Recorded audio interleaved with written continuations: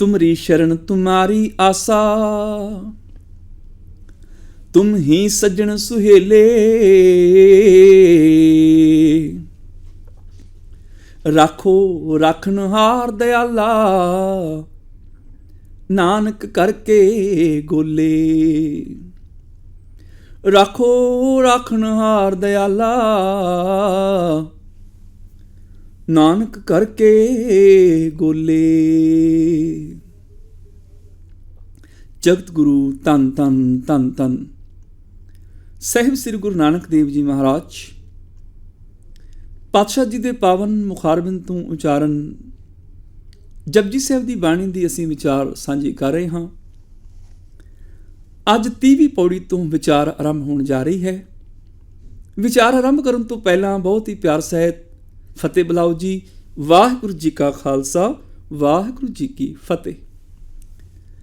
ਗੁਰੂ ਨਾਨਕ ਸਾਹਿਬ ਜੀ ਨੇ ਜਗਤ ਨੂੰ ਸਚਿਆਰ ਹੋਣ ਦਾ ਇੱਕ ਏਮ ਦਿੱਤਾ ਹੈ।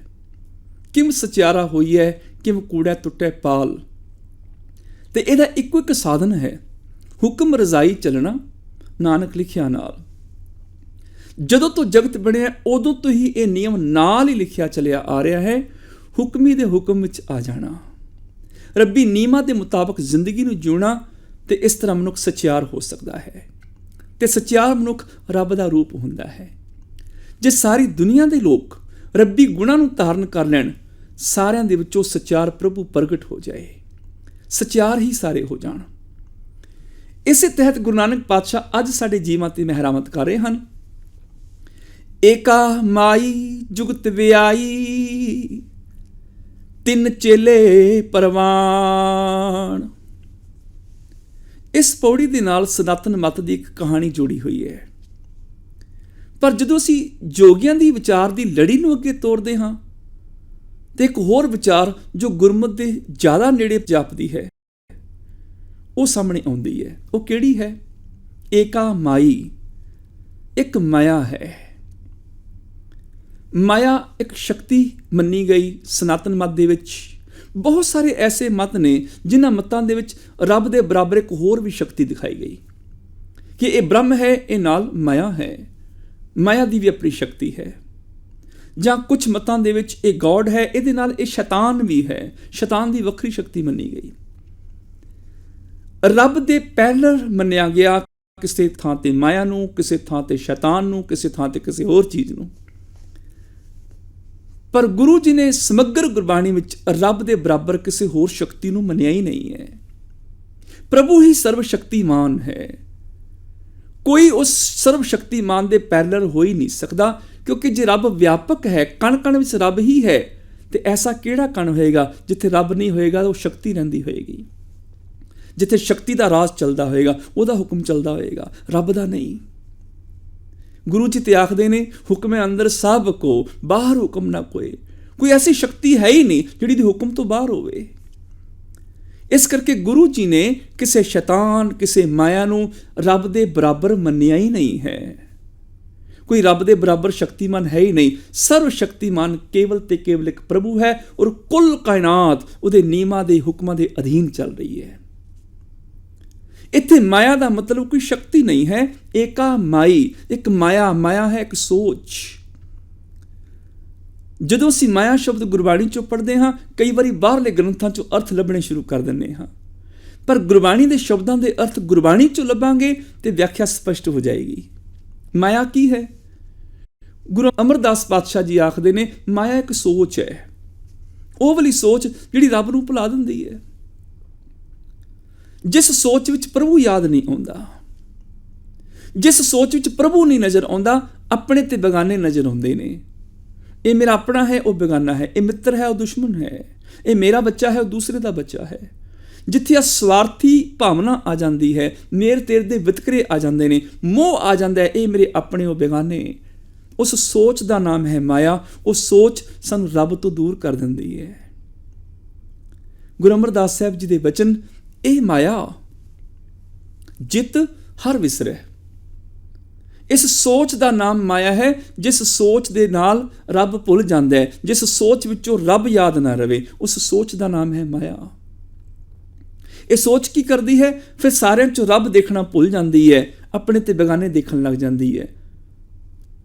ਮੋਹ ਉਪਜੈ, ਫਿਰ ਮੋਹ ਪੈਦਾ ਹੁੰਦਾ ਹੈ, ਇਹ ਮੇਰੇ ਆਪਣੇ, ਮੇਰਾ ਘਰ, ਮੇਰੀ ਗੱਡੀ, ਮੇਰੇ ਬੱਚੇ, ਮੇਰਾ ਪਰਿਵਾਰ, ਦੂਸਰੇ ਬੇਗਾਨੇ ਨੇ। ਭਾਉ ਦੂਜਾ ਲਾਇਆ, ਦਵੈਸ਼ ਪਿਆਰ ਪੈਦਾ ਕਰ ਦਿੰਦੀ ਹੈ, ਇਹ ਆਪਣੇ ਨੇ ਮੇਰੇ, ਉਹ ਬੇਗਾਨੇ ਨੇ। ਉਸ ਸੋਚ ਦਾ ਨਾਮ ਹੈ ਮਾਇਆ। ਮਾਇਆ ਕੋਈ ਸ਼ਕਤੀ ਨਹੀਂ ਰੱਬ ਦੇ ਬਰਾਬਰ, ਪ੍ਰਭੂ ਸਰਵ ਸ਼ਕਤੀਮਾਨ ਹੈ। ਮਾਇਆ ਇੱਕ ਉਸ ਸੋਚ ਦਾ ਨਾਮ ਹੈ ਜਿਸ ਸੋਚ ਵਿੱਚੋਂ ਰੱਬ ਭੁੱਲ ਜਾਂਦਾ ਹੈ। ਇਹ ਮਾਇਆ ਜਿਤ ਹਰ ਵਿਸਰੈ, ਮੋਹ ਉਪਜੈ, ਭਾਉ ਦੂਜਾ ਲਾਇਆ। ਏਕਾ ਮਾਈ, ਇੱਕੋ ਸੋਚ, ਰੱਬ ਤੋਂ ਵਿਛੋੜਨ ਵਾਲੀ ਸੋਚ, ਜੁਗਤ ਵਿਆਈ, ਜੁਗਤੀ ਦੇ ਨਾਲ ਵਿਆਈ, ਮੈਨੇ ਅਧੀਨ ਕਰ ਲਈ। ਮੈਂ ਉਹ ਜਿਹੜੀ ਸੋਚ ਹੈ ਆਪਣੇ ਅਧੀਨ ਕਰ ਲਈ, ਆਪਣੇ ਵਸ ਵਿੱਚ ਕਰ ਲਈ। ਹੁਣ ਉਹ ਸੋਚ ਮੇਰੇ ਕੰਟਰੋਲ ਵਿੱਚ ਹੋ ਗਈ। ਮੈਂ ਉਹ ਸੋਚ ਛੱਡ ਦਿੱਤੀ ਜਿਹੜੀ ਮੈਨੂੰ ਪ੍ਰਭੂ ਨੂੰ ਭੁਲਾ ਦਿੰਦੀ ਸੀ, ਜਿਹਦੇ ਨਾਲ ਵਿਤਕਰੇ ਖੜੇ ਹੁੰਦੇ ਸਨ, ਜਿਹਦੇ ਨਾਲ ਸਵਾਰਥ ਤੇ ਮੋਹ ਪੈਦਾ ਹੁੰਦਾ ਸੀ। ਮੈਂ ਜੁਗਤੀ ਨਾਲ ਉਸ ਸੋਚ ਨੂੰ ਆਪਣੇ ਵਸ ਵਿੱਚ ਕਰ ਲਿਆ, ਉਹ ਸੋਚ ਆਪਣੇ ਅਧੀਨ ਕਰ ਲਈ। ਜੁਗਤ ਵਿਆਈ, ਜੁਗਤੀ ਕਿਹੜੀ? ਗੁਰੂ ਦੀ ਜੁਗਤੀ ਨਾਲ। ਮੇਰੇ ਗੁਰੂ ਨੇ ਜੁਗਤੀ ਦੇ ਦਿੱਤੀ, ਹੁਕਮ ਰਜ਼ਾਈ ਚੱਲਣਾ, ਹੁਕਮੀ ਦੇ ਹੁਕਮ 'ਚ ਆ ਜਾ। ਉਸ ਜੁਗਤੀ ਨਾਲ ਮੈਂ ਇਸ ਸੋਚ ਨੂੰ ਆਪਣੇ ਅਧੀਨ ਕਰ ਲਿਆ। ਗੁਰੂ ਜੀ ਨੇ ਜਿਹੜੀ ਜੁਗਤ ਦਿੱਤੀ ਸੀ ਕਿ ਮਤ ਵਿੱਚ ਰਤਨ ਜਵਾਹਰ ਮਾਣਕ, ਜੇ ਇੱਕ ਗੁਰ ਕੀ ਸਿੱਖ ਸੁਣੀ, ਉਸ ਗੁਰੂ ਦੀ ਇੱਕ ਸਿੱਖਿਆ ਨੂੰ ਸੁਣ ਕੇ ਮੈਂ ਇਸ ਸੋਚ ਨੂੰ ਆਪਣੇ ਅਧੀਨ ਕਰ ਲਿਆ, ਆਪਣੀ ਸੋਚ ਆਪਣੇ ਕੰਟਰੋਲ ਵਿੱਚ ਕਰ ਲਈ। ਏਕਾ ਮਾਈ ਜੁਗਤ ਵਿਆਈ, ਇਹ ਜਿਹੜੀ ਮਾਇਆ ਸੋਚ ਹੈ ਗੁਰੂ ਦੀ ਦੱਸੀ ਜੁਗਤੀ ਦੇ ਨਾਲ ਵਿਆਈ ਆਪਣੇ ਅਧੀਨ ਕਰ ਲਈ। ਨਤੀਜਾ ਕੀ ਨਿਕਲਿਆ? 3 ਚੇਲੇ ਪ੍ਰਵਾਨ। 3 ਚੇਲੇ, ਰਜੋ ਤਮੋ ਸਤੋ ਗੁਣ, ਇਹ ਹੁਣ ਪ੍ਰਵਾਨ ਚੜ ਗਏ, ਨਹੀਂ ਤੇ ਇਹਨਾਂ 'ਚ ਫਸਿਆ ਹੋਇਆ ਸਾਂ। ਰਜੋ ਗੁਣ ਕੀ ਹੈ? ਮਾਨੋ ਜਿਵੇਂ ਕੋਈ ਡਰਾਈਵਿੰਗ ਕਰੀ ਜਾਏ, ਐਕਸੀਲੇਟਰ ਤੇ ਪੈਰ ਰੱਖੇ, ਗੈਸ ਦੇਈ ਜਾਏ, ਰੇਸ ਦੇਈ ਜਾਏ। ਨਤੀਜਾ ਕੀ ਹੋਏਗਾ? ਸਾਹਮਣੇ ਰੈੱਡ ਲਾਈਟ ਆਈ ਤਾਂ ਵੀ ਨਾ ਰੁਕੇ, ਚੱਲੀ ਜਾਏ, ਟਕਰਾਓ ਪੈਦਾ ਹੋ ਜਾਏਗਾ, ਐਕਸੀਡੈਂਟ ਹੋ ਜਾਏਗਾ। ਉਹ ਆਦਮੀ ਰਜੋਗੁਣੀ ਹੈ ਜਿਹੜਾ ਸਵੇਰ ਤੋਂ ਸ਼ਾਮ ਤੱਕ ਕੰਮ ਕਰੀ ਜਾ ਰਿਹਾ। ਦਫ਼ਤਰ 'ਚ ਵੀ ਕੰਮ ਕਰਦਾ, ਸ਼ਾਮ ਨੂੰ ਘਰ ਫਾਈਲਾਂ ਵੀ ਚੁੱਕ ਕੇ ਲਿਆਂਦਾ, ਘਰ ਵੀ ਦਫ਼ਤਰ ਬਣਾ ਲੈਂਦਾ ਹੈ। ਕੋਲ ਚਾਹ ਪਈ ਠੰਡੀ ਹੋ ਜਾਂਦੀ ਹੈ, ਭੋਜਨ ਠੰਡਾ ਹੋ ਜਾਂਦਾ, ਇਹਨੂੰ ਫੁਰਸਤ ਨਹੀਂ ਹੈ। ਬੱਚੇ ਤਿਆਰ ਹੋ ਕੇ ਬੈਠੇ ਨੇ ਘੁੰਮਣ ਜਾਣ ਵਾਸਤੇ, ਇਹਦੇ ਕੋਲ ਟਾਈਮ ਨਹੀਂ ਹੈ। ਦੌੜ, ਇਹ ਹੈ ਰਜੋਗੁਣ। ਸਿਰਫ ਚੱਲਣਾ, ਰੇਸ ਤੇ ਪੈਰ ਰੱਖਣੀ। ਤਮੋਗੁਣ ਕੀ ਹੈ? ਤਮੋਗੁਣ ਦਾ ਭਾਵ ਹੈ ਬ੍ਰੇਕ ਤੇ ਪੈਰ ਰੱਖਣੀ, ਗੱਡੀ ਤੋਰਨੀ ਨਾ, ਰੁਕੇ ਹੀ ਰਹਿਣਾ। ਗ੍ਰੀਨ ਲਾਈਟ ਹੋ ਗਈ ਤਾਂ ਵੀ ਰੁਕਿਆ ਹੋਇਆ ਹੈ, ਆਪ ਤੇ ਰੁਕਿਆ ਹੈ, ਹੋਰਾਂ ਦੇ ਰਸਤੇ ਦੀ ਵੀ ਰੁਕਾਵਟ ਬਣਿਆ ਹੋਇਆ ਹੈ। ਆਲਸੀ ਹੋਣਾ ਤਮੋਗੁਣੀ ਸੁਭਾਅ ਹੈ, ਕੁਝ ਕਰ ਨਹੀਂ ਰਿਹਾ, ਨਾ ਦਿਨੇ ਕੰਮ ਕਰ ਰਿਹਾ ਨਾ ਰਾਤ ਕਰ ਰਿਹਾ ਹੈ। ਬੈਠਾ ਹੈ, ਕਦੀ ਟੀਵੀ ਦੇਖ ਰਿਹਾ, ਕਦੀ ਖਾ ਪੀ ਰਿਹਾ, ਪਰ ਕੁਝ ਕਰ ਨਹੀਂ ਰਿਹਾ, ਸੁੱਤਾ ਹੋਇਆ ਹੈ। ਤਮੋ ਬਿਰਤੀ ਵਾਲਾ ਰੋਕ ਵਿੱਚ ਆ ਜਾਂਦਾ ਹੈ, ਮਾਨੋ ਬ੍ਰੇਕ ਤੇ ਪੈਰ ਰੱਖ ਲਿਆ ਕਿਸੇ ਨੇ, ਗੱਡੀ ਚਲਾਏ ਹੀ ਨਾ। ਐਸਾ ਬੰਦਾ ਕਦੀ ਆਪਣੀ ਮੰਜ਼ਿਲ ਤੇ ਨਹੀਂ ਪਹੁੰਚ ਸਕਦਾ, ਕੁਝ ਹਾਸਲ ਨਹੀਂ ਕਰ ਸਕਦਾ। ਤੀਜਾ ਹੈ ਸਤੋਗੁਣੀ। ਸਤੋਗੁਣੀ ਦਾ ਭਾਵ ਬੈਲੈਂਸਿੰਗ। ਮਾਨੋ ਜਿਵੇਂ ਡਰਾਈਵਰ ਬੈਲੈਂਸ ਕਰਦਾ ਹੈ ਰੇਸ ਨੂੰ ਵੀ, ਬ੍ਰੇਕ ਨੂੰ ਵੀ। ਲੋੜ ਪੈਣ ਤੇ ਉਹ ਰੇਸ ਵੀ ਦਿੰਦਾ ਹੈ, ਲੋੜ ਪੈਣ ਤੇ ਬ੍ਰੇਕ ਵੀ ਲਗਾਉਂਦਾ ਹੈ। ਜੇ ਰੈੱਡ ਲਾਈਟ ਆਈ ਤੇ ਉਹ ਬ੍ਰੇਕ ਲਾ ਕੇ ਗੱਡੀ ਰੋਕ ਲੈਂਦਾ ਹੈ, ਜੇ ਗ੍ਰੀਨ ਲਾਈਟ ਆਈ ਤੇ ਰੇਸ ਦੇ ਕੇ ਗੱਡੀ ਚਲਾ ਲੈਂਦਾ ਹੈ। ਉਹਨੂੰ ਪਤਾ ਹੈ ਕਦੋਂ ਰੋਕਣਾ ਹੈ, ਕਦੋਂ ਚਲਾਣਾ ਹੈ। ਇਹ ਸਤੋਗੁਣੀ ਬੈਲੈਂਸਿੰਗ, ਡਰਾਈਵਿੰਗ ਕਰਨੀ। ਸਤੋਗੁਣੀ ਨੂੰ ਪਤਾ ਹੈ ਕਿ ਮੈਂ ਕੰਮਕਾਰ ਵੀ ਕਰਨੇ ਨੇ, ਮੈਂ ਆਰਾਮ ਵੀ ਕਰਨਾ ਹੈ, ਉਹ ਦੋਨੋਂ ਚੀਜ਼ਾਂ ਕਰਦਾ ਹੈ। ਉਹਨੂੰ ਪਤਾ ਹੈ ਮੈਂ ਬਾਹਰ ਉਦਮ ਮਿਹਨਤ ਵੀ ਕਰਨੀ ਹੈ, ਪਰ ਬੱਚਿਆਂ ਨੂੰ ਵੀ ਸਮਾਂ ਦੇਣਾ, ਉਹਨਾਂ ਨਾਲ ਵੀ ਬੈਠਣਾ, ਹਾਸਾ ਖੇਡਾ, ਘੁੰਮਣਾ, ਜ਼ਿੰਦਗੀ ਦੇ ਫਰਜ਼ ਵੀ ਪੂਰੇ ਕਰਨੇ ਨੇ, ਜ਼ਿੰਦਗੀ ਨੂੰ ਜਿਉਣਾ ਵੀ ਹੈ। ਉਹ ਬੈਲੈਂਸ ਕਰ ਰਿਹਾ ਹੈ। 3 ਚੇਲੇ ਪ੍ਰਵਾਨ। ਜਦੋਂ ਗੁਰੂ ਦੀ ਜੁਗਤ ਪ੍ਰਾਪਤ ਹੁੰਦੀ ਹੈ, ਉਦੋਂ 3 ਚੇਲੇ ਆਪਣੇ ਅਧੀਨ ਕਰ ਲੈਂਦੇ, ਪ੍ਰਵਾਨ ਹੋ ਜਾਂਦੇ ਨੇ। ਰਜੋ ਤਮੋ ਸਤੋਂ ਦੀ ਵਰਤੋਂ, ਉਹਨੂੰ ਕਹਿੰਦੇ ਨੇ ਚੌਥਾ ਪਦ। ਰਜਗੁਣ ਤਮਗੁਣ ਸਤਗੁਣ ਕਹੀਐ, ਇਹ ਤੇਰੀ ਸਭ ਮਾਇਆ। ਚੌਥੇ ਪਦ ਕੋ ਜੋ ਨਰ ਚੀਨੈ, ਤਿਨ ਹੀ ਪਰਮ ਪਦ ਪਾਇਆ। ਹੁਣ ਇਹ ਚੌਥਾ ਪਦ ਕੀ ਹੈ?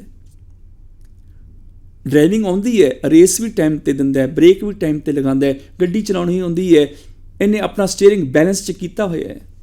ਰਜੋ ਤਮੋ ਸਤੋ 3 ਗੁਣ ਨੇ, ਪਰ ਇਹਨੂੰ ਪਤਾ ਨਹੀਂ ਵੀ ਜਾਣਾ ਕਿੱਥੇ ਹੈ। ਘਰ ਹੈ ਪੂਰਬ ਦੇ ਵਿੱਚ ਤੇ ਪੱਛਮ ਵੱਲ ਨੂੰ ਗੱਡੀ ਚਲਾਈ ਜਾ ਰਿਹਾ। ਸਾਰਾ ਦਿਨ ਸਫ਼ਰ ਕਰਕੇ ਵੀ ਆਪਣੀ ਮੰਜ਼ਿਲ, ਆਪਣੇ ਘਰ ਨਹੀਂ ਪਹੁੰਚ ਸਕਦਾ। ਚੌਥਾ ਪਦ ਹੈ ਗੁਰੂ ਦਾ ਗਿਆਨ। ਫਿਰ ਗੁਰੂ ਦਾ ਗਿਆਨ ਦੱਸਦਾ ਵੀ ਕਿੱਧਰ ਜਾਣਾ ਹੈ, ਕਿੱਧਰ ਨਹੀਂ ਜਾਣਾ, ਆਹ ਦਿਸ਼ਾ ਤੈਨੂੰ ਮੈਂ ਦੇ ਦਿਆਂ। ਇਹ ਚੌਥਾ ਪਦ। ਜਦੋਂ ਚੌਥਾ ਪਦ ਗੁਰੂ ਦਾ ਗਿਆਨ ਆ ਜਾਂਦਾ ਹੈ, ਤਿੰਨੇ ਚੇਲੇ ਪ੍ਰਵਾਨ ਹੋ ਜਾਂਦੇ ਨੇ। ਫਿਰ ਬ੍ਰੇਕ ਲਾਣੀ, ਰੇਸ ਦੇਣੀ, ਡਰਾਈਵਿੰਗ ਕਰਨੀ, ਇਹ ਪ੍ਰਵਾਨ ਚੜ ਜਾਂਦੇ ਨੇ, ਕਿਉਂਕਿ ਮੰਜ਼ਿਲ ਤੇ ਲੈ ਗਏ ਇਹ। ਰਜੋਗੁਣ ਕੀ ਹੈ? ਮੰਨ ਲਓ ਬੂਟਾ ਲਗਾ ਦੇਣਾ, ਰਜੋਗੁਣ ਹੈ। ਬੂਟੇ ਨੂੰ ਲਗਾ ਦਿੱਤਾ, ਬੀਜ ਦਿੱਤਾ, ਰਜੋਗੁਣ ਪੈਦਾ ਕਰਨਾ। ਤਮੋਗੁਣ ਕੀ ਹੈ? ਬੂਟੇ ਨੂੰ ਪੁੱਟ ਕੇ ਸੁੱਟ ਦੇਣਾ। ਸਤੋਗੁਣ ਕੀ ਹੈ? ਬੂਟੇ ਦੀ ਪਾਲਣਾ ਕਰਨੀ। ਹੁਣ ਬੂਟਾ ਲਗਾ ਵੀ ਲੈਂਦਾ ਹੈ, ਪਾਲ ਵੀ ਲੈਂਦਾ, ਸੁੱਟ ਵੀ ਲੈਂਦਾ, ਪਰ ਇਹਨੂੰ ਗਿਆਨ ਨਹੀਂ ਹੈ ਕਿ ਕਿਹੜਾ ਬੂਟਾ ਲਾਉਣਾ, ਕਿਹੜਾ ਪੱਟਣਾ। ਅੰਮ੍ਰਿਤ ਦੇ ਬੂਟੇ ਪੁੱਟ ਕੇ ਸੁੱਟੀ ਜਾਂਦਾ ਹੈ, ਜ਼ਹਿਰ ਦੇ ਬੂਟੇ ਬੀਜੀ ਜਾਂਦਾ ਹੈ। ਘਾਹ ਨਦੀਨ ਨੂੰ ਪਾਣੀ ਦੇਈ ਜਾਂਦਾ ਹੈ, ਫਲਾਂ ਦੇ ਬੂਟੇ ਪੁੱਟ ਕੇ ਸੁੱਟੀ ਜਾਂਦਾ ਹੈ। ਹੁਣ ਚਾਹੀਦਾ ਚੌਥਾ ਪਦ ਗੁਰੂ ਦਾ ਗਿਆਨ। ਗੁਰੂ ਦਾ ਗਿਆਨ ਦੱਸੇਗਾ ਅੰਮ੍ਰਿਤ ਦੇ ਪੌਦੇ ਬੀਜ, ਜ਼ਹਿਰ ਦੇ ਬੂਟੇ ਪੁੱਟ ਕੇ ਬਾਹਰ ਸੁੱਟ ਤੇ ਅੰਮ੍ਰਿਤ ਦੇ ਬੂਟਿਆਂ ਨੂੰ ਸਿੰਜ। ਰਜੋ ਵੀ ਗੁਣ ਹੈ, ਤਮੋ ਵੀ ਹੈ, ਸਤੋ ਵੀ ਹੈ, ਪਰ ਰਜੋ ਗੁਣ ਦੀ ਵਰਤੋਂ ਕਰਦਾ ਹੈ, ਜ਼ਹਿਰ ਦੇ ਬੂਟੇ ਪਾਲੀ ਜਾਂਦਾ ਹੈ। ਤਮੋ ਗੁਣ ਦੀ ਵਰਤੋਂ ਕਰਦਾ ਹੈ, ਅੰਮ੍ਰਿਤ ਦੇ ਬੂਟਿਆਂ ਨੂੰ ਪੁੱਟ ਸੁੱਟੀ ਜਾਂਦਾ ਹੈ। ਗਲਤ ਹੋ ਗਿਆ। ਗੁਰੂ ਦਾ ਗਿਆਨ ਦੱਸੇਗਾ ਵੀ ਕਿਹੜਾ ਅੰਮ੍ਰਿਤ ਦਾ ਪੌਦਾ ਲਗਾਣਾ ਹੈ, ਕਿਹਦੀ ਪਾਲਣਾ ਕਰਨੀ ਹੈ, ਕਿਹਨੂੰ ਸੁੱਟਣਾ ਹੈ। ਜ਼ਿੰਦਗੀ ਦੇ ਵਿੱਚ ਸੱਚ ਦੇ ਬੀਜ ਲੈ, ਸੰਤੋਖ ਦਾ ਬੀਜ ਲੈ, ਦਇਆ ਦਾ ਬੀਜ ਲੈ। ਇਹਨੂੰ ਫਿਰ ਸਤੋ ਗੁਣ ਦੇ ਨਾਲ ਪਾਲਣਾ ਕਰ, ਤੇ ਜਿਹੜੇ ਤੇਰੇ ਅੰਦਰ ਨਿੰਦਿਆ, ਚੁਗਲੀ, ਝੂਠ, ਕ੍ਰੋਧ ਦਾ ਘਾਹ ਨਦੀਨ ਉਗਿਆ, ਤਮੋ ਗੁਣ ਨਾਲ ਪੁੱਟ ਕੇ ਬਾਹਰ ਸੁੱਟੀ ਚੱਲ। ਕਾਮ ਕ੍ਰੋਧ ਦੋਏ ਕਰੋ ਬਸੋਲੇ। ਬਸੋਲੇ ਆਖਦੇ ਨੇ ਰੰਬੇ ਨੂੰ। ਤੇਰੇ ਕੋਲ ਦੋ ਰੰਬੇ ਹੋਣ, ਕਾਮ ਦਾ ਤੇ ਕ੍ਰੋਧ ਦਾ।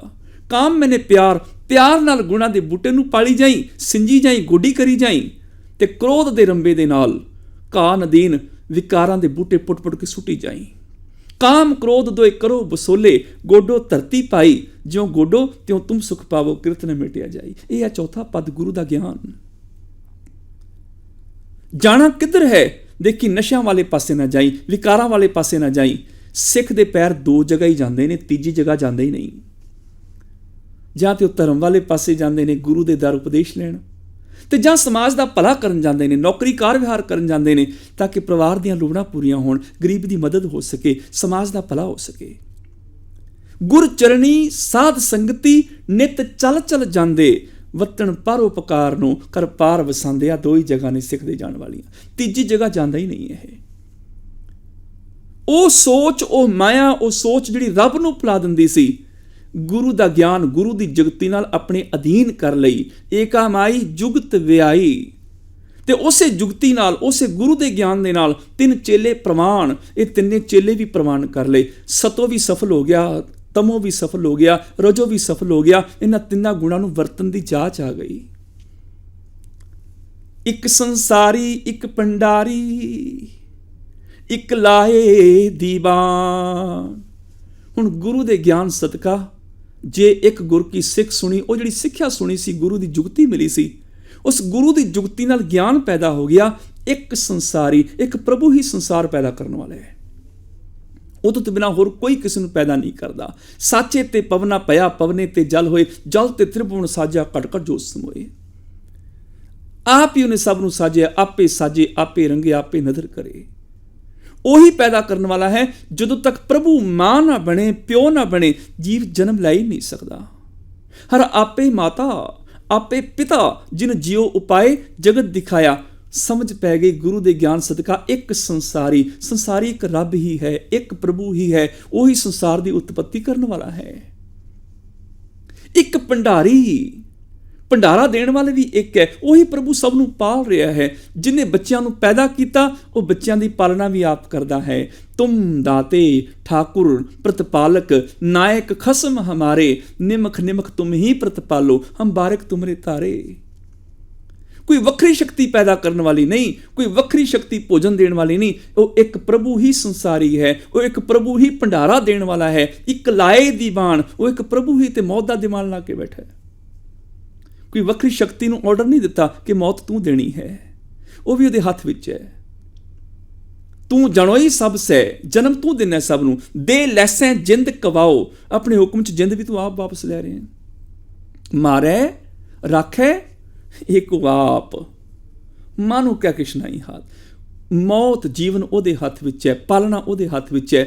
ਗੁਰੂ ਦੇ ਗਿਆਨ ਸਦਕਾ ਸਮਝ ਪੈ ਜਾਂਦੀ ਹੈ, ਇੱਕ ਪ੍ਰਭੂ ਹੀ ਸੰਸਾਰੀ ਦੁਨੀਆ ਦੀ ਉਤਪਤੀ ਕਰਨ ਵਾਲਾ ਹੈ। ਉਹੀ ਇੱਕ ਭੰਡਾਰੀ ਦੁਨੀਆ ਨੂੰ ਭੋਜਨ ਦੇਣ ਵਾਲਾ ਹੈ, ਉਹੀ ਇੱਕ ਦੀਵਾਨ ਲਾ ਕੇ ਮੌਤ ਦੇਣ ਵਾਲਾ ਹੈ, ਜਿਹਨੂੰ ਗੁਰੂ ਨਾਨਕ ਸਾਹਿਬ ਨੇ ਇੱਕੋ ਤੁਕ ਵਿੱਚ ਕਹਿ ਦਿੱਤਾ, ਦਾਤਾ ਕਰਤਾ ਆਪ ਤੂੰ। ਦਾਤਾ ਵੀ ਤੂੰ ਦਿੰਦਾ, ਕਰਤਾ ਪੈਦਾ ਵੀ ਤੂੰ ਕਰਦਾ ਹੈ, ਤੁਸ ਦੇਵੇਂ ਕਰੇ ਪਸਾਓ, ਤੂੰ ਜਣੋਈ ਸਭ ਸੈ, ਦੇ ਲੈਸੈਂ ਜਿੰਦ ਕਵਾਓ, ਜਿੰਦ ਦੇ ਕੇ ਵਾਪਸ ਵੀ ਤੂੰ ਆਪ ਲੈਂਦੇ। ਤਿੰਨੇ ਸ਼ਕਤੀਆਂ ਇੱਕ ਦੇ ਕੋਲ ਹੀ ਨੇ। ਉਹੀ ਇੱਕ ਸੰਸਾਰੀ ਹੈ ਪ੍ਰਭੂ, ਉਹੀ ਇੱਕ ਪ੍ਰਭੂ ਭੰਡਾਰੀ ਦਾਤਾਂ ਦੇਣ ਵਾਲਾ ਹੈ, ਉਹੀ ਇੱਕ ਪ੍ਰਭੂ ਮੌਤ ਦੇਣ ਵਾਲਾ ਹੈ। ਇੱਕ ਸੰਸਾਰੀ, ਇੱਕ ਭੰਡਾਰੀ, ਇੱਕ ਲਾਏ ਦੀਵਾਨ। ਕਿਸੇ ਵੱਖਰੀ ਸ਼ਕਤੀ ਕੋਲ ਕੋਈ ਤਾਕਤ ਨਹੀਂ ਜਿਹੜਾ ਰੱਬ ਦੇ ਪੈਰਲਰ ਆਪਣੀ ਵੀ ਸ਼ਕਤੀ ਰੱਖਦਾ ਹੋਵੇ। ਹੁਕਮੇ ਅੰਦਰ ਸਭ ਕੋ, ਜਿਮ ਤਿਸ ਭਾਵੈ ਤਿਵੇਂ ਚਲਾਵੇ, ਜਿਵ ਹੋਵੇ ਫੁਰਮਾਨ। ਜਿਵੇਂ ਉਸ ਪ੍ਰਭੂ ਨੂੰ ਭਾਉਂਦਾ ਉਸੇ ਤਰ੍ਹਾਂ ਜਗਤ ਨੂੰ ਚਲਾਉਂਦਾ ਹੈ। ਆਪ ਹੀ ਉਤਪਤੀ ਕਰਦਾ, ਆਪ ਹੀ ਭੋਜਨ ਦੇ ਕੇ ਪਾਲਣਾ ਕਰਦਾ, ਆਪ ਹੀ ਮੌਤ ਦਿੰਦਾ। ਜਿਵੇਂ ਉਹਦਾ ਫਰਮਾਨ ਉਵੇਂ ਹੀ ਸਾਰਾ ਜਗਤ ਚੱਲ ਰਿਹਾ। ਫਰਮਾਨ ਮੈਨੇ ਉਹਦਾ ਹੁਕਮ, ਉਹਦਾ ਨਿਯਮ, ਉਹਦੇ ਨਿਯਮ 'ਚ ਸੰਸਾਰ ਚੱਲ ਰਿਹਾ ਹੈ। ਉਹਦੇ ਨਿਯਮ ਅਟਲ ਅਜਰ ਨੇ, ਉਹਦੇ ਨਿਯਮਾਂ ਨੂੰ ਬਦਲਾ ਕੋਈ ਨਹੀਂ ਸਕਦਾ। ਉਹਦੇ ਨਿਯਮ ਕਿਸੇ ਵੱਖਰੀ ਸ਼ਕਤੀ ਦੇ ਹੱਥ ਨਹੀਂ ਆ ਸਕਦੇ। ਕਿਸੇ ਕੋਲ ਸ਼ਕਤੀ ਨਹੀਂ ਕਿ ਸੂਰਜ ਦੀ ਤਪਸ਼ ਨੂੰ ਰੋਕ ਦੇਵੇ, ਚੰਦਰਮਾ ਦੀ ਚਾਨਣੀ ਨੂੰ ਰੋਕ ਦੇਵੇ, ਸੂਰਜ 'ਚੋਂ ਚਾਨਣੀ ਆਉਣ ਲੱਗ ਜਾਏ, ਚੰਦਰਮਾ ਵਿੱਚੋਂ ਅੱਗ ਨਿਕਲਣੀ ਸ਼ੁਰੂ ਹੋ ਜਾਏ, ਧਰਤੀ ਦਾ ਪੁੱਠਾ ਗੇੜਾ ਕੋਈ ਦੇ ਦੇਵੇ। ਕਿਸੇ ਕੋਲ ਸ਼ਕਤੀ ਨਹੀਂ। ਜਿਵੇਂ ਉਹਦਾ ਫਰਮਾਨ ਮੈਨੇ, ਉਹਦਾ ਨਿਯਮ ਹੈ, ਉਹਦੇ ਮੁਤਾਬਕ ਸੰਸਾਰ ਚੱਲਦਾ ਹੈ। ਜਿਵੇਂ ਤਿਸ ਭਾਵੈ ਤਿਵੇਂ ਚਲਾਵੇ, ਜਿਵੇਂ ਹੋਵੇ ਫਰਮਾਨ। ਜਿਵੇਂ ਉਹਨੂੰ ਆਪਣੇ ਨਿਯਮਾਂ ਵਿੱਚ ਪਾਉਂਦਾ ਉਵੇਂ ਜਗਤ ਨੂੰ ਚਲਾਉਂਦਾ ਹੈ, ਜਿਵੇਂ ਉਹਦਾ ਫਰਮਾਨ ਹੈ। ਉਹ ਵੇਖੈ ਉਹਨਾਂ ਨਜ਼ਰ ਨਾ ਆਵੇ, ਬਹੁਤਾ ਇਹ ਵਿਡਾਨ। ਪਰ ਹੈਰਾਨੀ ਵਾਲੀ ਗੱਲ ਇਹ ਹੈ, ਉਹ ਵੇਖੈ, ਉਹ ਪ੍ਰਭੂ ਤੇ ਸਾਰਿਆਂ ਨੂੰ ਵੇਖ ਰਿਹਾ, ਸੰਭਾਲ ਰਿਹਾ, ਪਾਲ ਰਿਹਾ ਹੈ। ਉਹਨਾਂ ਨਜ਼ਰ ਨਾ ਆਵੇ, ਉਹ ਜਿਹੜੇ ਲੋਕ ਨੇ ਉਹਨਾਂ ਨੂੰ ਰੱਬ ਦਿਸਦਾ ਨਹੀਂ ਹੈ, ਉਹਨਾਂ ਨੂੰ ਰੱਬ ਨਜ਼ਰ ਨਹੀਂ ਆਉਂਦਾ, ਉਹ ਰੱਬ ਨੂੰ ਦੇਖ ਨਹੀਂ ਰਹੇ ਹਨ। ਰੱਬ ਉਹਨਾਂ ਨੂੰ ਦਿਸਦਾ ਨਹੀਂ, ਦੇਖ ਨਹੀਂ ਰਹੇ। ਲੋਕ ਸੋਚਦੇ ਨੇ ਰੱਬ ਸਿਰਫ ਸੁਣਦਾ ਹੈ, ਦੇਖਦਾ ਨਹੀਂ ਹੈ। ਰੱਬ ਤੇ ਅੰਨ੍ਹਾ ਹੈ, ਉਹਨੂੰ ਸਿਰਫ ਸੁਣਦਾ ਹੀ ਸੁਣਦਾ, ਦੇਖਦਾ ਨਹੀਂ ਹੈ। ਇਹੀ ਕਾਰਨ ਜਦੋਂ ਅਸੀਂ ਅਰਦਾਸ ਕਰਾਉਣੀ ਹੁੰਦੀ ਹੈ, ਅਸੀਂ ਭਾਈ ਸਾਹਿਬ ਨੂੰ ਕਹਿੰਦੇ ਹਾਂ, ਭਾਈ ਸਾਹਿਬ ਜੀ ਅਰਦਾਸ 'ਚ ਨਾ ਬੋਲ ਦਿਓ, ਇਹ ਨਾ ਹੋਵੇ ਰੱਬ ਸੁਣੇ ਨਾ। ਮੈਂ ਗੋਲਕ 'ਚ ਪੈਸੇ ਪਾਵਾਂਗਾ, ਉਹਨੇ ਦੇਖਣਾ ਨਹੀਂ, ਉਹ ਤੇ ਅੰਨ੍ਹਾ ਮੈਂ। ਤੁਸੀਂ ਬੋਲ ਕੇ ਦੱਸਿਓ ਵੀ ਫਲਾਣੇ ਨੇ ਇੰਨੇ ਪੈਸੇ ਦਿੱਤੇ, ਕਿਉਂਕਿ ਉਹ ਸਿਰਫ ਸੁਣਦਾ ਵੈ, ਦੇਖਦਾ ਤੇ ਹੈ ਨਹੀਂ। ਉਹ ਅਸੀਂ ਰੱਬ ਨੂੰ ਇਹ ਸੋਚਿਆ ਕਿ ਰੱਬ ਦੇਖਦਾ ਨਹੀਂ ਹੈ। ਮੈਂ ਗੋਲਕ 'ਚ ਪੈਸੇ ਪਾ ਦਿੱਤੇ, ਉਹਨੂੰ ਦਿਸਣਾ ਨਹੀਂ ਕਿ ਮੈਂ ਪਾ ਦਿੱਤੇ ਨੇ। ਭਾਈ ਸਾਹਿਬ ਨੂੰ ਕਹਿਣਾ ਪਏਗਾ ਫਲਾਣੇ ਬੰਦੇ ਨੇ ਇੰਨੀ ਭੇਟਾ ਦਿੱਤੀ। ਉਹ ਸੁਣਦਾ ਹੈ, ਸਿਰਫ ਦੇਖਦਾ ਥੋੜ੍ਹੇ ਹੈ। ਅਸੀਂ ਸਮਝੀ ਬੈਠੇ ਹਾਂ ਚੀਜ਼। ਇਸ ਕਰਕੇ ਮੈਂ ਗੋਲਕ 'ਚ ਕੁਛ ਪਾਵਾਂਗਾ, ਕੋਈ ਭੇਟਾ ਚੜਾਵਾਂਗਾ, ਰੱਬ ਨੂੰ ਦਿਸਣਾ ਨਹੀਂ ਹੈ। ਮੈਨੂੰ ਕਹਿਣਾ ਪਏਗਾ ਭਾਈ ਸਾਹਿਬ ਨਾ ਲਓ ਅਰਦਾਸ 'ਚ, ਮੇਰੀ ਅਨਾਉਂਸਮੈਂਟ ਕਰੋ, ਮੈਂ ਆਹ ਦਿੱਤਾ, ਰੱਬ ਨੂੰ ਸੁਣ ਜਾਏ। ਇਹੀ ਕਾਰਨ ਜਦੋਂ ਅਸੀਂ ਸੋਚਦੇ ਹਾਂ ਨਾ ਰੱਬ ਸਿਰਫ ਸੁਣਦਾ ਦੇਖਦਾ ਨਹੀਂ, ਫਿਰ ਅਸੀਂ ਚੋਰੀ ਵੀ ਕਰਦੇ ਹਾਂ। ਉਹ ਕਿਹੜਾ ਦੇਖਦਾ ਹੈ? ਉਹ ਤੇ ਅੰਨ੍ਹਾ, ਉਹ ਤੇ ਸਿਰਫ ਸੁਣਦਾ, ਦੇਖਦਾ ਥੋੜ੍ਹੇ ਹੈ। ਮੈਂ ਚੋਰੀ ਕਰੀ ਜਾਵਾਂਗਾ, ਉਹਨੂੰ ਕੀ ਪਤਾ ਲੱਗਣਾ ਹੈ? ਮੈਂ ਕਿਸੇ ਦਾ ਹੱਕ ਮਾਰੀ ਜਾਵਾਂਗਾ, ਉਹਨੇ ਕਿਹੜਾ ਦੇਖਣਾ ਹੈ? ਮੈਂ ਕਿਸੇ ਗਰੀਬ ਦੀ ਜੇਬ ਕੱਟੀ ਜਾਵਾਂ, ਉਹਨੇ ਕਿਹੜਾ ਦੇਖਣਾ ਹੈ? ਮੈਂ ਕਿਸੇ ਨੂੰ ਮਾਰੀ ਜਾਵਾਂ, ਉਹਨੇ ਕਿਹੜਾ ਦੇਖਣਾ ਹੈ? ਉਹ ਦੇਖਦਾ ਤੇ ਹੈ ਹੀ ਨਹੀਂ, ਉਹ ਤੇ ਅੰਨ੍ਹਾ ਹੈ। ਅਸੀਂ ਰੱਬ ਨੂੰ ਅੰਨ੍ਹਾ ਸਮਝਿਆ ਹੋਇਆ ਕਿ ਉਹ ਦੇਖਦਾ ਨਹੀਂ ਹੈ, ਬਸ ਸੁਣਦਾ ਹੈ। ਇਸ ਕਰਕੇ ਅਨਾਉਂਸਮੈਂਟ ਹੋਣੀ ਚਾਹੀਦੀ, ਮੈਂ ਇੰਨਾ ਦੇ ਰਿਹਾ ਹਾਂ, ਮੈਂ ਦੇ ਦਿਆਂ ਤੇ ਰੱਬ ਦੇਖੇ ਨਾ ਤੇ ਗੜਬੜ ਹੋ ਜਾਏਗੀ, ਨਾ ਤੇ ਸੁਣ ਲਏਗਾ। ਫਿਰ ਅਸੀਂ ਨਸ਼ੇ ਕਰਦੇ ਹਾਂ, ਜੂਆ ਖੇਡਦੇ ਹਾਂ, ਪਾਪ ਕਰਦੇ ਹਾਂ। ਉਹ ਕਿਹੜਾ ਦੇਖਦਾ? ਜੋ ਮਰਜ਼ੀ ਕਰੋ। ਉਹ ਵੇਖੈ ਉਹਨਾਂ ਨਜ਼ਰ ਨਾ ਆਵੇ, ਬਹੁਤਾ ਇਹ ਵਿਡਾਣ। ਕਿਹੜੀ ਹੈਰਾਨੀ ਵਾਲੀ ਗੱਲ ਹੈ। ਪ੍ਰਭੂ ਤੇ ਦੇਖ ਰਿਹਾ, ਗੁਰੂ ਜੀ ਆਖਦੇ ਨੇ, ਉਹ ਤੇ ਸਾਰਿਆਂ 'ਚੋਂ ਦੇਖ ਰਿਹਾ ਹੈ। ਮੇਰੇ ਆਪਣੇ ਆਪੇ 'ਚੋਂ ਦੇਖ ਰਿਹਾ ਹੈ, ਮੈਂ ਆਪਣੇ ਆਪੇ 'ਚ ਉਹਨੂੰ ਦੇਖ ਰਿਹਾ ਵਾਂ। ਉਹਨਾਂ ਨਜ਼ਰ ਨਾ ਆਵੇ ਜਿਨ੍ਹਾਂ ਦੀ ਮਾਇਆ ਵਾਲੀ ਸੋਚ ਹੈ ਨਾ, ਦਵੈਸ਼ ਵਾਲੀ, ਉਹਨਾਂ ਨੂੰ ਦਿਸਦਾ ਨਹੀਂ, ਉਹਨਾਂ ਦੀ ਯਾਦ ਵਿੱਚ ਨਹੀਂ ਰਹਿੰਦਾ ਕਿ ਉਹ ਦੇਖ ਰਿਹਾ ਹੈ। ਬਹੁਤਾ ਇਹ ਵਿਡਾਣ ਹੈਰਾਨੀ ਵਾਲੀ ਗੱਲ ਹੈ। ਕਿਸੇ ਫਕੀਰ ਨੇ ਆਪਣੇ 2 ਚੇਲਿਆਂ ਨੂੰ ਪਰਖਣਾ ਸੀ ਕਿ ਧਰਮ ਦੀ ਵਿਦਿਆ 'ਚ ਸੰਪੂਰਨ ਹੋਏ ਕਿ ਨਹੀਂ ਹੋਏ। ਉਹਨੇ ਦੋਨਾਂ ਵਿਦਿਆਰਥੀਆਂ ਨੂੰ 2 ਪੰਛੀ ਦਿੱਤੇ, ਨਾਲ ਕਹਿ ਦਿੱਤਾ ਇਹਨਾਂ ਪੰਛੀਆਂ ਨੂੰ ਉੱਥੇ ਮਾਰ ਕੇ ਲੈ ਕੇ ਆਓ ਜਿੱਥੇ ਦੇਖੇ ਕੋਈ ਨਾ। ਇੱਕ ਵਿਦਿਆਰਥੀ ਗਿਆ, ਥੋੜੇ ਚਿਰ ਬਾਅਦ ਪੰਛੀ ਨੂੰ ਮਾਰ ਕੇ ਲਿਆਇਆ। ਕਹਿਣ ਲੱਗਾ, ਗੁਰੂ ਜੀ ਮੈਂ ਜੰਗਲ 'ਚ ਲੈ ਗਿਆ ਸੀ, ਉੱਥੇ ਲੈ ਗਿਆ ਜਿੱਥੇ ਕੋਈ ਆਉਂਦਾ ਜਾਂਦਾ ਨਹੀਂ, ਅੱਜ ਤੱਕ ਉੱਥੇ ਬੰਦਾ ਗਿਆ ਹੀ ਕੋਈ ਨਹੀਂ। ਉੱਥੇ ਜਾ ਕੇ ਮੈਂ ਝਾੜੀ ਦੇ ਓਲੇ ਲੋਕੇ ਇਹਦੀ ਗਰਦਨ ਮਰੋੜ ਆਇਆ, ਕਿਸੇ ਨੇ ਨਹੀਂ ਦੇਖਿਆ। ਸ਼ਾਮ ਹੋ ਗਈ, ਰਾਤ ਹੋ ਗਈ, ਅਗਲਾ ਦਿਨ ਚੜ ਗਿਆ। ਦੂਜਾ ਵਿਦਿਆਰਥੀ ਦੂਜੇ ਦਿਨ ਵਾਪਸ ਆਇਆ, ਉਹਦੇ ਹੱਥ ਜਿੰਦਾ ਪੰਛੀ ਹੈ। ਉਹਨੇ ਫਕੀਰ ਅੱਗੇ ਰੱਖਿਆ। ਫਕੀਰ ਆਖਦਾ, ਤੂੰ ਇੰਨੀ ਦੇਰ ਲਗਾ ਦਿੱਤੀ, ਪੰਛੀ ਵੀ ਨਹੀਂ ਮਾਰ ਕੇ ਲਿਆਇਆ। ਆਖਦਾ ਗੁਰੂ ਜੀ ਤੁਸੀਂ ਹੁਕਮ ਕੀਤਾ ਸੀ ਉੱਥੇ ਮਾਰਨਾ ਜਿੱਥੇ ਦੇਖੇ ਕੋਈ ਨਾ। ਮੈਂ ਲੈ ਗਿਆ ਇਹਨੂੰ ਜੰਗਲ ਵੱਲ ਨੂੰ। ਜੰਗਲ ਦੇ ਪੰਛੀ ਮੇਰੇ ਵੱਲ ਦੇਖ ਰਹੇ ਸਨ, ਜੰਗਲ ਦੇ ਪਸ਼ੂ ਦੇਖ ਰਹੇ ਸਨ, ਦਰਖਤ ਦਾ ਪੱਤਾ ਪੱਤਾ ਦੇਖ ਰਿਹਾ ਸੀ। ਮੈਂ ਸੋਚਿਆ ਹਨੇਰਾ ਹੋਏਗਾ, ਰਾਤ ਹੋਏਗੀ, ਕੋਈ ਨਹੀਂ ਦੇਖੇਗਾ, ਉਦੋਂ ਕਿਸੇ ਗੁਫਾ 'ਚ ਜਾ ਕੇ ਮਾਰਾਂਗਾ। ਰਾਤ ਹੋਈ, ਮੈਂ ਗੁਫਾ 'ਚ ਲੈ ਗਿਆ। ਗੁਫਾ 'ਚ ਲਿਜਾ ਕੇ ਮਾਰਨ ਲੱਗਿਆ ਤੇ ਪੰਛੀ ਮੈਨੂੰ ਦੇਖ ਰਿਹਾ ਸੀ। ਤੁਸੀਂ ਕਿਹਾ ਸੀ ਦੇਖੇ ਕੋਈ ਨਾ ਉੱਥੇ ਮਾਰਨਾ। ਮੈਂ ਪੰਛੀ ਦੀਆਂ ਅੱਖਾਂ ਤੇ ਪੱਟੀ ਬੰਨ੍ਹ ਦਿੱਤੀ। ਫਿਰ ਮਾਰਨ ਲੱਗਿਆ, ਧਿਆਨ ਆਇਆ ਮੈਂ ਇਹਨੂੰ ਦੇਖ ਰਿਹਾ। ਮੈਂ ਆਪਣੀ ਅੱਖਾਂ ਤੇ ਪੱਟੀ ਬੰਨ੍ਹ ਲਈ, ਫਿਰ ਮਾਰਨ ਲੱਗਿਆ, ਧਿਆਨ ਆਇਆ ਉਹ ਮਨਾ ਜਿੰਨੀਆਂ ਮਰਜ਼ੀ ਅੱਖਾਂ ਬੰਦ ਕਰ ਲੈ, ਉਹ ਤੇ ਦੇਖਦਾ ਹੈ ਨਾ, ਉਹ ਅੰਨਾ ਥੋੜੇ ਹੈ। ਚੋਰੀ ਕਰਨ ਚੱਲਿਆ, ਅੱਗੇ ਵੀ ਦੇਖ ਰਿਹਾ, ਕੋਈ ਮੈਨੂੰ ਦੇਖਤੇ ਨਹੀਂ ਰਿਹਾ, ਪਿੱਛੇ ਵੀ ਝਾਤੀ ਮਾਰ ਲਈ, ਕੋਈ ਦੇਖਤੇ ਨਹੀਂ ਰਿਹਾ। ਹੱਟ ਪੱਟਣ ਬਿਜ ਮੰਦਰ ਭੰਨੈ, ਕਰ ਚੋਰੀ ਕਰ ਆਵੇ, ਅੱਗੋਂ ਦੇਖੈ ਪਿੱਛੋਂ ਦੇਖੈ, ਤੁਝ ਤੇ ਕਾਂ ਛੁਪਾਵੇ। ਉਹਦੇ ਤੋਂ ਕਿਵੇਂ ਛੁਪਾਇਆ ਜਾਏਗਾ? ਉਹ ਤੇ ਮੇਰੇ ਅੰਦਰ ਬੈਠਾ ਵੀ ਦੇਖ ਰਿਹਾ ਸੀ ਕਿ ਮੈਂ ਮਾਰ ਰਿਹਾ, ਮੈਨੂੰ ਪਤਾ ਹੈ। ਮੈਂ ਆਪਣਾ ਆਪਾ ਮੇਰਾ ਦੇਖ ਰਿਹਾ ਸੀ, ਮੇਰੇ ਅੰਦਰ ਪ੍ਰਭੂ ਹੀ ਦੇਖ ਰਿਹਾ ਸੀ। ਮੈਂ ਕਿਵੇਂ ਛੁਪਾ ਲੈਂਦਾ? ਮੈਂ ਪੰਛੀ ਨੂੰ ਮਾਰ ਨਹੀਂ ਸਕਿਆ, ਉਹ ਤੇ ਦੇਖਦਾ ਹੈ ਹਰ ਥਾਂ ਤੇ। ਇਹ ਹੈਰਾਨੀ ਹੈ, ਸਾਨੂੰ ਨਜ਼ਰ ਨਹੀਂ ਆਉਂਦਾ, ਉਹ ਵੇਖੇ ਉਹਨਾਂ ਨਜ਼ਰ ਨਾ ਆਵੇ, ਬਹੁਤਾ ਇਹ ਵਿਡਾਉਣ। ਕਿਹੜੀ ਅਦਭੁਤ ਹੈਰਾਨੀਜਨਕ ਗੱਲ ਹੈ ਕਿ ਉਹ ਤੇ ਦੇਖ ਰਿਹਾ, ਅਸੀਂ ਭੁੱਲ ਜਾਂਦੇ ਹਾਂ ਕਿ ਉਹ ਦੇਖ ਰਿਹਾ। ਅਸੀਂ ਸਿਰਫ ਕਹਿੰਦੇ ਹਾਂ ਜਲ ਥਲ ਮਹੀਲ ਪੂਰਿਆ, ਰਵਿਆ ਵਿੱਚ ਵਣਾ, ਰੱਬ ਪਾਣੀ ਵਿੱਚ, ਹਵਾ 'ਚ, ਪਸ਼ੂ ਪੰਛੀਆਂ 'ਚ, ਮਨੁੱਖਾਂ 'ਚ, ਸਾਰਿਆਂ ਵਿੱਚ ਰਵਿਆ ਹੋਇਆ ਹੈ।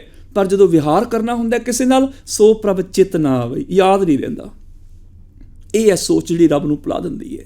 ਇਹ ਮਾਇਆ ਜਿਤ ਹਰ ਵਿਸਰੈ, ਇਹ ਹੈ ਮਾਇਆ। ਜਦੋਂ ਵਿਹਾਰ ਕਰਨ ਲੱਗਦੇ ਆ, ਸੋ ਪ੍ਰਭ ਚਿਤ ਨਾ ਆਵੇ, ਉਹ ਚੇਤੇ 'ਚ ਨਹੀਂ ਰਹਿੰਦਾ। ਮੈਂ ਆਪਣੇ ਬਜ਼ੁਰਗ ਨਾਲ ਬੋਲਣ ਲੱਗਦਾ, ਚੇਤੇ ਨਹੀਂ ਰਹਿੰਦਾ, ਇਹਦੇ ਵਿੱਚ ਵੀ ਹੈ। ਆਪਣੇ ਬੱਚੇ ਨਾਲ ਗੱਲ ਕਰਨ ਲੱਗਦਾ, ਯਾਦ ਨਹੀਂ ਰਹਿੰਦਾ, ਇਹਦੇ ਵਿੱਚ ਵੀ ਹੈ। ਸੋ ਪ੍ਰਭ ਚਿਤ ਨਾ ਆਵੇ, ਕਿਤੜਾ ਦੁੱਖ ਗਣਾ, ਕਿੱਡਾ ਵੱਡਾ ਦੁੱਖ, ਇਹਦੀ ਗਿਣਤੀ ਕਿਵੇਂ ਕਰਾਂ? ਸਿਰਫ ਕਹਿੰਦਾ ਹਾਂ ਸਾਰਿਆਂ ਵਿੱਚ ਹੈ, ਪਰ ਜਦੋਂ ਵਰਤੋਂ ਵਿਹਾਰ ਕਰਨ ਲੱਗਦਾ ਰੱਬ ਨਾਲ, ਉਦੋਂ ਯਾਦ ਭੁੱਲ ਜਾਂਦਾ ਕਿ ਇਹਦੇ ਵਿੱਚ ਵੀ ਹੈ। ਆਹ ਹੈ ਜ਼ਿੰਦਗੀ ਦਾ ਦੁੱਖ। ਉਹ ਵੇਖੈ ਉਹਨਾਂ ਨਜ਼ਰ ਨਾ ਆਵੇ, ਬਹੁਤਾ ਇਹ ਵਿੜਾਣ।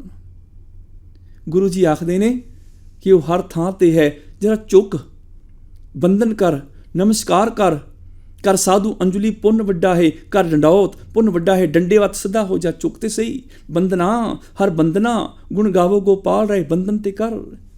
नारायण नरपत नमस्कारै, ऐसे गुरु को बल बल जाइए, आप मुक्त मोहितारे, नमस्कार कर बंदना कर, आदेश तिसै आदेश। उस प्रभु ਨੂੰ ਆਦੇਸ਼ ਕਰ, ਉਹਦੇ ਕੇ ਨਮਸਕਾਰ ਕਰ, ਜਿਹੜਾ ਕਣ ਕਣ ਵਿੱਚ ਤੈਨੂੰ ਦੇਖ ਹੀ ਰਿਹਾ ਹੈ, ਸੁਣ ਰਿਹਾ ਹੈ, ਹਰ ਹਿਰਦੇ ਵਿੱਚੋਂ ਬੋਲ ਰਿਹਾ ਹੈ, ਸਦ ਸੁਣਦਾ, ਸਦ ਵੇਖਦਾ। ਕਿਉਂ ਕਰ ਮੁੱਕਰ ਪਾਏ, ਕਿਉਂ ਮੁੱਕਰ ਜਾਣੇ? ਨਜ਼ਰ ਕਿਉਂ ਨਹੀਂ ਆ ਰਿਹਾ, ਕਿਉਂ ਮੁੱਕਰ ਜਾਣੇ? ਉਹ ਤੇ ਦੇਖ ਹੀ ਰਿਹਾ ਹੈ। ਪੇਖਣ ਸੁਣਨ ਸੁਣਾਵਨੋਂ, ਮਨ ਮੈਂ ਦ੍ਰਿੜੀ ਹੈ ਸਾਚ, ਸਾਰਿਆਂ 'ਚੋਂ ਵੇਖਦਾ ਵੀ ਹੈ, ਸਾਰਿਆਂ 'ਚ ਬੈਠ ਕੇ ਸੁਣ ਵੀ ਰਿਹਾ, ਸਾਰਿਆਂ 'ਚ ਬੈਠ ਕੇ ਬੋਲ ਕੇ ਸੁਣਾ ਵੀ ਰਿਹਾ। ਪੇਖਣ ਸੁਣਨ ਸੁਣਾਵਨੋਂ, ਮਨ ਮੈਂ ਦ੍ਰਿੜੀ ਹੈ ਸਾਚ, ਪੂਰ ਰਹੇ ਹੋ ਸਰਬਤਰ ਮੈਂ, ਨਾਨਕ ਹਰ ਰੰਗ ਰਾਜ। ਉਹ ਸਾਰਿਆਂ 'ਚ ਪੂਰਿਆ ਹੋਇਆ ਹੈ, ਹਰ ਥਾਂ ਤੇ ਉਹਨੂੰ ਨਮਸਕਾਰ ਕਰ, ਚੁੱਕ ਜਾਓ ਦੇ ਅੱਗੇ। ਆਦੇਸ਼ ਤਿਸੈ ਆਦੇਸ਼, ਕਿਹਦੇ ਅੱਗੇ? ਆਦ ਅਨੀਲ ਅਨਾਦ ਅਨਾਹਤ, ਜੁਗ ਜੁਗ ਏਕੋ ਵੇਸ। ਆਦ ਜਿਹੜਾ ਮੁੱਢ ਤੋਂ ਹੈ, ਅਨੀਲ ਜਿਹਦੇ ਉੱਪਰ ਨੀਲ ਕਲੰਕ ਕੋਈ ਨਹੀਂ ਹੈ, ਅਨਾਦ ਜਿਹੜਾ ਅਨ ਆਦ ਜਿਹਦਾ ਆਦ ਮੁੱਢ ਲੱਭਿਆ ਹੀ ਨਹੀਂ ਜਾ ਸਕਦਾ, ਅਨਾਹਤ ਜਿਹੜਾ ਇੱਕ ਰਸ ਨਾਸ਼ ਰਹਿਤ ਹੈ, ਆਹਤ ਨਹੀਂ ਹੁੰਦਾ, ਟੁੱਟਦਾ ਨਹੀਂ ਹੈ, ਅਨਾਹਤ ਹੈ। ਜੁਗ ਜੁਗ ਏਕੋ ਵੇਸ, ਜਿਹਦਾ ਵੇਸ ਸਦਾ ਤੋਂ ਇੱਕੋ ਜਿਹਾ ਹੈ, ਸਦਾ ਤੋਂ ਸਤਾ ਚਿਤ ਆਨੰਦ ਥਿਰ ਹੈ, ਸਦਾ ਤੋਂ ਹੀ ਉਸ ਸਤ ਹੈ। ਉਸ ਮਾਲਕ ਅੱਗੇ ਝੁਕਿਆ ਕਰ। ਅਸੀਂ ਵੀ ਕਣ ਕਣ ਵਿੱਚੋਂ ਉਸ ਪ੍ਰਭੂ ਨੂੰ ਮਹਿਸੂਸ ਕਰ ਲਈਏ, ਸਾਡੀ ਮਾਇਆ ਵਾਲੀ ਸੋਚ ਖਤਮ ਹੋ ਜਾਏ, ਰੱਬ ਦੇ ਭੁੱਲਣ ਵਾਲੀ ਸੋਚ ਖਤਮ ਹੋ ਜਾਏ, ਉਹਦੀ ਯਾਦ ਵਾਲੀ ਸੋਚ ਆ ਜਾਏ। ਉਹਦੀ ਯਾਦ ਵਾਲੀ ਸੋਚ ਵਿੱਚ ਅਸੀਂ ਹਰ ਇੱਕ 'ਚੋਂ ਰੱਬ ਦੇਖ ਸਕਦੇ ਹਾਂ। ਟੀਚਰ ਰੋਜ਼ ਬੱਚਿਆਂ ਨੂੰ ਸਿਖਾਉਂਦਾ ਹੈ ਰੱਬ ਕਣ ਕਣ ਵਿੱਚ ਹੈ, ਜ਼ਰੇ ਜ਼ਰੇ ਵਿੱਚ ਹੈ। ਇੱਕ ਦਿਨ ਪੁੱਛ ਲਿਆ ਰੱਬ ਕਿੱਥੇ ਨਹੀਂ ਹੈ? ਵਿਦਿਆਰਥੀ ਹੈਰਾਨ ਹੋਏ। ਇੱਕ ਬੱਚਾ ਆਖਦਾ ਹੈ ਰੱਬ ਹਰ ਥਾਂ ਤੇ ਹੈ, ਬਸ ਮਨੁੱਖ ਦੀ ਸੋਚ ਵਿੱਚ ਨਹੀਂ ਹੈ। ਏਕ ਭਗਤ ਭਗਵਾਨ ਜਿਹ ਪ੍ਰਾਨੀ ਕੇ ਨਾਹੇ ਮਨ। ਬਸ ਸਾਡੀ ਸੋਚ ਵਿੱਚ ਜਿਸ ਦਿਨ ਪ੍ਰਭੂ ਆ ਜਾਏਗਾ, ਉਸ ਦਿਨ ਅਸੀਂ ਸਚਿਆਰ ਹੋ ਜਾਵਾਂਗੇ। ਇੰਨੀਆਂ ਬੇਨਤੀਆਂ ਪ੍ਰਵਾਨ, ਭੁੱਲਾਂ ਖਿਮਾ। ਫਤਿਹ ਬੁਲਾਓ ਜੀ। ਵਾਹਿਗੁਰੂ ਜੀ ਕਾ ਖਾਲਸਾ, ਵਾਹਿਗੁਰੂ ਜੀ ਕੀ ਫਤਿਹ।